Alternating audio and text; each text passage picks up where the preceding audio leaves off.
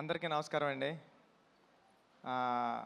మా గురువు గారు సుకుమార్ గారికి సార్ థ్యాంక్ యూ సార్ వచ్చినందుకు. ఏం మాట్లాడడానికి ఏమీ లేదండి, సింపుల్గా చెప్పేస్తాను.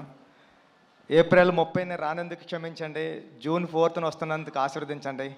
Thank you so much.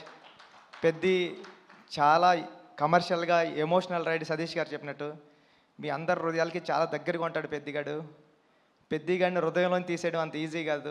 Thank you అండి, thank you so much. June 4న నా ప్రేమనంతా చరణ్ సార్ మీద చూద్దరు, కానీ ఈ అవకాశం ఇచ్చిన చరణ్ సార్కి థ్యాంక్ యూ సో మచ్ అండి. Thank you sir. బుచ్చిబాబు గారు, మీరు చూడ్డానికి ఇంత సైలెంట్గా ఉంటారు, కానీ సెట్స్లో ఇంత మంచి యాక్టర్స్ని, ఇంత పెద్ద యాక్టర్స్ని పెట్టుకొని ఎలా డీల్ చేయగలుగుతున్నారు? ఎలా ఉంటారు? ఎలా మేనేజ్ చేయగలుగుతున్నారు? ఈ టెన్షన్ అండి, అంతే, ఇంకేముంటుంది, మామూలు చేసుకుంటాం. బేసిక్గా ఆన్ సెట్స్లో కూడా వర్క్ చేసేటప్పుడు ఇలానే ఉంటారా మీరు? ఇక్కడ అంతేండి, అక్కడ అంతేండి. సుకుమార్ గారిని అడగాలి సార్, ఇలానే ఉంటారా ఆయన సెట్స్లో కూడా, వర్క్ చేసేటప్పుడు కూడా ఇంతే వినయంగా? మైక్ సార్ అలాగే చెప్పండి, ఇలాగ ఉంటానని. సెట్స్లో ఇంకా వినయంగా ఉంటాడు, కానీ విశ్వరూపం కూడా ఉంటుంది. బికాజ్ ఒక డైరెక్టర్కి అంత కమాండ్ ఉంటే కానీ చేయలేరు కదా. So there are two sides.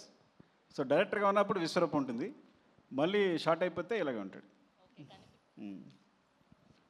కనిపించని నాలుగో సింహం, రెండో సింహం లాగా సెట్స్లో వేరే బుచ్చిబాబు గారు కనిపిస్తారనమాట.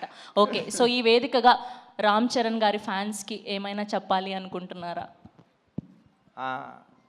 చరణ్ సార్ని దీంట్లో పెద్ద క్యారెక్టర్లో చరణ్ సార్ని మర్చిపోవడం అంత ఈజీ కదండి.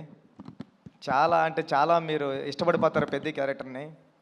థ్యాంక్ యూ అండి, thank you so much. Okay, మాటలంటే మాట్లాడలేరు, కానీ ఒక 2 స్టెప్పులు అయితే వేయచ్చు కదా. అది ఈ జన్మలో కదండి, వచ్చే జన్మలో కూడా కుదరదు. కాదండి, ఈ మధ్య డైరెక్టర్లు భారీగా స్టెప్పులు వేసేసి సినిమాని ప్రమోట్ చేస్తున్నారు, మనం కూడా ఎందుకు ట్రై చేయకూడదు చెప్పండి. ఈ స్టెప్పులు వేస్తానండి. Thank you. అయ్యయ్యో, థ్యాంక్ యూ అండి, థ్యాంక్ యూ సో మచ్.